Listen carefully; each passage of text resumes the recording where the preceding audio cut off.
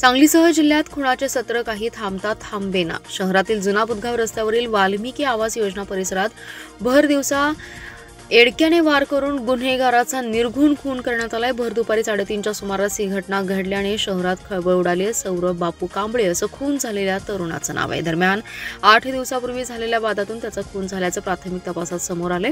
मुख्य संशयित रेकॉर्डवरील गुन्हेगार असून अन्य अल्पवयीन मुले असल्याचं समोर आलंय।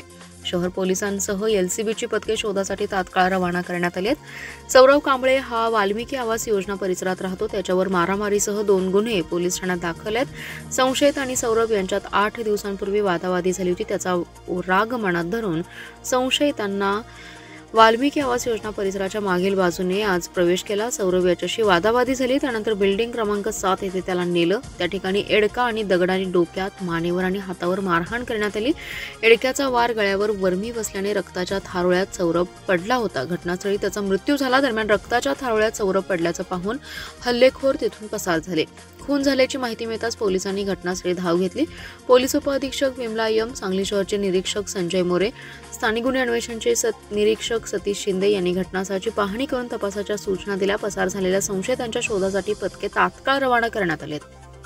मृत सौरभ याचा भाऊ अजय कांबळे हा रेकॉर्डवरील गुन्हेगार असून त्याच्यावर 27 गंभीर गुन्हे दाखल आहेत। त्याच्यावर काही दिवसांपूर्वी मोका अंतर्गत कारवाई करण्यात आली। तर मृत सौरभ हा वाल्मिकीतील रेकॉर्डवरील गुन्हेगाराच्या टोळीतील असल्याचीही माहिती समोर येते। हा खून टोळी युद्धातून झाला का या अनुषंगाने पोलीस आता तपास करत आहेत। राष्ट्रवादी काँग्रेस शरद पवार पक्षाचे आमदार जितेंद्र आव्हाड यांनी भाजपाचे आमदार गोपीचंद पडळकर यांच्या विरोधात खालच्या पातळीवर जाऊन टीका केल्याने सांगलीत भाजप, हिंदुत्ववादी संघटना आणि गोपीचंद पडळकर यांच्या समर्थकांच्या वतीने आमदार जितेंद्र आव्हाड यांच्या प्रतिमेला जोडे मारो आंदोलन केले। तर महिलांनी बांगड्यांचा आहेर केलाय। कॉलेज कॉर्नरवर हे आंदोलन करण्यात आले। विधानसभेच्या सभागृहात सत्ताधारी आणि विरोधी पक्षात शाब्दिक वाद सुरू आहेत। आमदार गोपीचंद पडळकर यांच्यावर आमदार जितेंद्र आव्हाड यांनी खालच्या पातळीवर जाऊन टीका केली होती। चोर असा उल्लेख केल्याने सांगलीतील भाजपाचे कार्यकर्ते संतप्त झाले। त्यांनी जितेंद्र आव्हाड यांच्या प्रतिमेला जोडे मारले।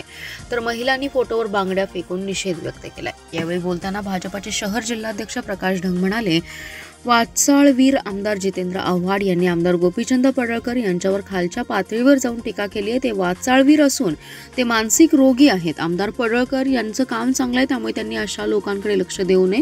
ते प्रसिद्धीसाठी काय पण बोलतात, पण हे महाराष्ट्र सहन करणार नाही। यापुढे जशास उत्तर देऊ असा इशारा त्यांनी दिलाय। भाजपाचे शहर जिल्हाध्यक्ष प्रकाश ढंग, माजी नगरसेवक संजय यमगर, दरिबा बंडगर, राहुल पुजारी, बाळासाहेब फोंडे, बंडू सरगर, लक्ष्मण सरगर, अमोल सदामते, अभिमन्यू भोसले, दत्तात्रय ठोंबरे, विवेक कुलकर्णी, महेश कुलकर्णी, आशिष जाधव, उत्तम महारुगडे, अभय महारुगडे, माधुरी वसगडे, मनीषा चव्हाण, आदिती पाटील, उमा चव्हाण आदी जण सहभागी झाले। भुईंज येथील एका सराफ व्यापाऱ्यास 10 जणांनी मारहाण करून दरोडा टाकत 20 लाखांची रोकड लंपास केल्याची घटना शनिवारी पहाटे 5 वाजण्याच्या सुमारास घडली होती।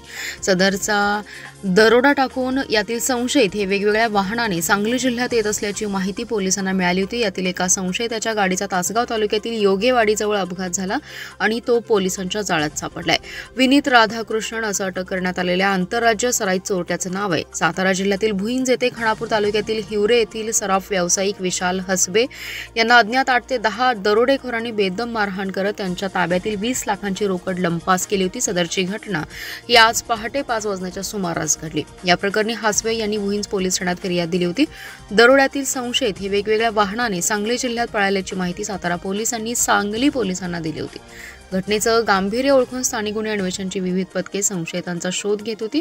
यावेळी पथकातील कर्मचाऱ्यांना माहिती मिळाली की योगेवाडीजवळ एका कारचा अपघात झाला असून सदरच्या कारमधून भुईंज येथील दरोडेखोर पळून जात होते। अपघातानंतर ते परिसरातील डोंगरामध्ये पळून गेलेत। मिळालेल्या माहितीनुसार पोलिसांनी तातडीने या ठिकाणी सर्च ऑपरेशन राबवले असता डोंगरामध्ये संशयित विनीत राधाकृष्णन हा लपलेल्या स्थितीत मिळाला। त्याला ताब्यात घेऊन कसून चौकशी केली असता त्याने त्याच्या साथीदारांसह दरोडा टाकल्याची कबुली दिली। तसेच त्याचे इतर साथीदार हे अपघातानंतर डोंगरातून पळून गेल्याचं सांगितलं। अलमट्टी धरणाची उंची वाढवल्यास सांगली व कोल्हापूर जिल्ह्यांना महापुराचा संकट येणार आहे। त्यासाठी शासनाने सांगली आणि कोल्हापूरला वाचवावं या मागणीसाठी कृष्णा नदी महापूर नियंत्रण कृती समितीच्या वतीने सांगलीतील कृष्णा नदीवरील स्वामी समर्थ घाटावर नदीचे जलपूजन करून अभिनव आंदोलन करण्यात आले। कृष्णा नदी महापूर नियंत्रण कृती समितीचे निमंत्रक सर्जेराव पाटील यांच्या नेतृत्वाखाली आंदोलन करण्यात आलं। यावेळी सर्जेराव पाटील म्हणाले, कर्नाटक सरकारने अलमट्टी धरणाची उंची वाढवू नये यासाठी राज्य सरकारने सर्वोच्च न्यायालयात दावा दाखल करण्याचा निर्णय घेतलाय, परंतु त्या सर्व प्रक्रियेला वेळ लागणार आहे। दरम्यान महापुराचं संकट या पावसाळ्यातच सांगली व कोल्हापूर जिल्ह्यासमोर उभं आहे, त्यामुळे सर्वोच्च न्यायालयातील दाव्याचा निर्णय होईपर्यंत सांगली कोल्हापूर या दोन्ही जिल्ह्यांचे वाटोळे सरकार होऊ देणार आहे का, असा आमचा सवाल आहे। यासाठी महापूर रोखण्यासाठी केंद्रीय जल आयोगाच्या मार्गदर्शक तत्वांचा वापर करून धरणाचे परिचालन करणं आवश्यक आहे। त्याचबरोबर दोन्ही राज्यांमध्ये समन्वयाची गरज आहे। अलमट्टीमधील अतिरिक्त साठा पुढे सोडून द्यायला पाहिजे, नाहीतर ऑगस्टमध्ये पुराची जास्त शक्यता आहे। कोयना आणि चांदोली धरणातील पाणी कमी करावं आणि योग्य परिचालन करावं, याच मागणीसाठी शनिवारी कृष्णा नदी तीरावर अभिनव आंदोलन केले। शासनाने याकडे लक्ष द्यावं अशी मागणी आंदोलनाद्वारे करण्यात आल्याचे सर्जेराव पाटील यांनी सांगितले। आटपाडी तालुक्यातील करगणी गावातील अल्पवयीन शाळकरी मुलीचे लैंगिक शोषणाचा व्हिडिओ व्हायरल करण्याची धमकी देऊन ब्लॅकमेल केल्यामुळे आत्महत्या केल्याच्या निषेधार्थ करगणीतील ग्रामस्थ आणि शाळकरी विद्यार्थ्यांनी रस्त्यावर उतरून न्याय मिळण्यासाठी व आरोपीला कडक कारवाई करण्यासाठी रास्ता रोको आंदोलन केले। तब्बल 2 तास आटपाडी सांगली रस्त्यावर चक्काजाम करत दोषींविरोधात घोषणा देण्यात आल्या। कुटुंबियांना न्याय मिळण्यासाठी पोलीस आणि प्रशासनाने याबाबत तपासाला अधिक गती देण्याची मागणी यावेळी करण्यात आली आहे। करगणी येथील 3 आणि बनपूर येथील 1 अशा चौघांवर आत्महत्येस प्रवृत्त करणे, पोक्सो लैंगिक अत्याचाराचे गुन्हे दाखल झाले। या घटनेचा सर्वत्र निषेध होत असून करगणी येथे गाव कडकडीत बंद ठेवण्यात आले। करगणीत विशेष ग्रामसभेतही या घटनेचा निषेध करून गावात मोर्चा काढण्यात आला। या घटनेने समाज मन खिन्न झाले असून सर्वत्र निषेध व्यक्त होतोय। पोलिसांनी राजू गेन, रामदास गायकवाड, रोहित खरात, अनिल काळे यांना अटक केली आहे, तर सदर प्रकरणाचा तपास जिल्हा पोलीस प्रमुखांच्या मार्गदर्शनाखाली गतीने व्हावा। संबंधित दोषींवर कायद्याने कडक कारवाई व्हावी। मृत मुलीच्या कुटुंबियांना न्याय मिळावा अशी मागणी ग्रामस्थ आणि शाळकरी विद्यार्थ्यांनी शनिवारी रास्ता रोको करून केली आहे। सांगली, मिरज आणि कुपवाड महापालिका क्षेत्रातील कुपवाडमधील शारदा नगर येथील महापालिकेच्या खुल्या भूखंडावर काहींनी मशीद बांधण्याचा घाट घातलाय, तो आम्ही हाणून पाडू असा इशारा हिंदू एकता आंदोलनाचे नितीन शिंदे यांनी दिलाय। दरम्यान परिसरातील नागरिकांच्या तक्रारीनंतर माजी आमदार शिंदे यांच्यासह हिंदुत्ववादी कार्यकर्त्यांनी भूखंडावर सुरू असलेले मशिदीचे काम बंद पाडले। महापालिका आयुक्तांनी तातडीने याची दखल घ्यावी, संबंधित भूखंड नागरिकांसाठी विकसित करावा अशी मागणीही शिंदे यांनी यावेळी बोलताना केली आहे। कुपवाड येथील शारदानगर गल्ली क्रमांक 1 मध्ये आरक्षित 154-2 या भूखंडावर मशिदीच्या उद्देशाने शेडचं बांधकाम सुरू होतं। महापालिकेच्या कर्मचाऱ्यांनी हे बांधकाम बंद पाडण्याचा प्रयत्न केला, मात्र विशिष्ट समाजाच्या लोकांनी त्यास विरोध केला असा आरोप करत माजी आमदार नितीन शिंदे म्हणाले, येथील नागरिकांनी याबाबत हिंदू एकता आंदोलनाच्या कार्यकर्त्यांकडे तक्रार केली। त्यानंतर माजी नगरसेवक राजेंद्र कुंभार, मनोज साळुंखे, प्रदीप निकम, प्रसाद रिसवडे, अनिरुद्ध कुंभार, गजानन माने, गजानन मोरे, शांताराम शिंदे आदींनी महापालिकेची परवानगी न घेता सुरू असलेलं ते बेकायदेशीर बांधकाम तिथे उभं राहून बंद पाडले। संजय नगरचे पोलीस निरीक्षक बिजली यांना बोलावून घेतलं। बिजली यांनी जागेचा सातबारा उतारा याच्यावरती नाव आणि महानगरपालिकेची बांधकाम परवानगी असल्याशिवाय सदर जागेवर काम करता येणार नाही असं सांगण्यात आलं। यावेळी ॲडव्होकेट बाळासाहेब देशपांडे, सचिन साळुंखे, अंकुश ठोंबरे, सचिन साळुंखे, गणेश धुमाळ, प्रवीण शिंदे, शंकर माने, अभिजित राणे, तानाजी पवार, दत्ता पवार, किशोर पाटील, योगेश जाधव, बबन मसाले तसेच शारदानगरमधील हिंदुत्ववादी कार्यकर्ते मोठ्या संख्येने उपस्थित होते। मिरज ग्रामीण पोलिसांनी जबरी चोरी आणि खुनाचा तपास लावला असून जबरी चोरी प्रकरणातील हर्षद सुकुमार मजगे, अंकुश कृष्णा गावडे, शीतल सुरगोंडा पाटील हे तिघे राहणार एरंडोली या 3 आरोपींना अटक केली, तर खुनाच्या गुन्ह्यातील इब्राहिम अमीनसाब मुजावर यास सिंधुदुर्ग येथील कुडाळ येथून अटक केली आहे। 2 गुन्ह्यातील 4 आरोपींना अटक करण्यात मिरज ग्रामीण पोलिसांना यश आले। सूरज मगदूम हा कॉलेजमधून घरी जात असताना एरंडोली गावातील हर्षद मजगे आणि अन्य 2 त्याचे साथीदार फिर्यादीस म्हसोबा मंदिर एरंडोली येथे अडवून दारू पिण्यासाठी पैसे मागितले। मगदूम यांनी नकार दिल्यानंतर त्यास चाकूचा धाक दाखवून 15,800 रुपयांचा मुद्देमाल घेऊन पलायन केलं होतं। पोलिसांनी हर्षद सुकुमार मजगे, अंकुश कृष्णा गावडे, शीतल सुरगोंडा पाटील यांना एरंडोली गावातून अटक करून त्यांच्याकडून 15,800 रुपयांचा मुद्देमाल हस्तगत केलाय आणि तिघांवर मिरज ग्रामीण पोलिसात गुन्हा दाखल झालाय।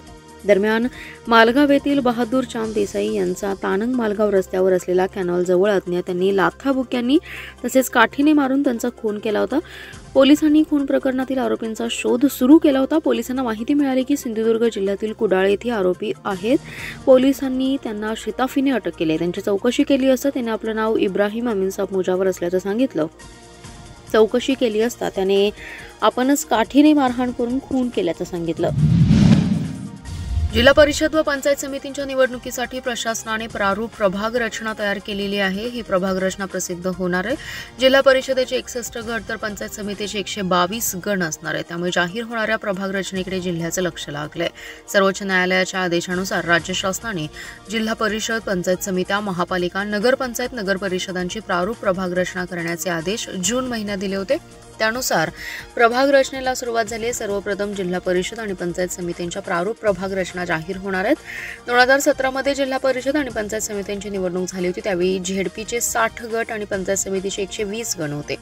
महाविकास आघाडीच्या काळात नव्याने प्रभाग रचना करण्यात आली। त्यानुसार जिल्हा परिषदेचे 68 आणि पंचायत समित्यांचे 136 गणांची रचना केली। त्यानुसार आरक्षणाची सोडतही काढण्यात आली। मात्र महायुती सरकार सत्तेत आल्यानंतर याला स्थगिती देण्यात आली होती। आता शासनाच्या नव्या आदेशानुसार 68 गटांची संख्या 61 ते 122 गणात निवडणूक होणार असल्याचं स्पष्ट झालं। गट व गणांची प्रारूप प्रभाग रचना तयार झाली आहे। ही 14 जुलैला प्रसिद्ध करण्यात येणार आहे। तसेच प्रसिद्ध केलेल्या हरकतीवर जिल्हाधिकारी यांच्याकडे सूचना सादर करण्यासाठी 21 जुलैपर्यंत मुदत दिली आहे। प्राप्त हरकतीच्या आधारे जिल्हाधिकारी आपला अभिप्रायासह प्रस्ताव 28 जुलैपर्यंत विभागीय आयुक्तांना देतील। 11 ऑगस्टपर्यंत आलेल्या सूचनांवर आणि हरकतींवर विभागीय आयुक्त सुनावणी घेऊन निर्णय घेतील। 18 ऑगस्टपर्यंत अंतिम प्रभाग रचनेस मान्यतेसाठी जिल्हाधिकारी प्रस्ताव सादर करतील।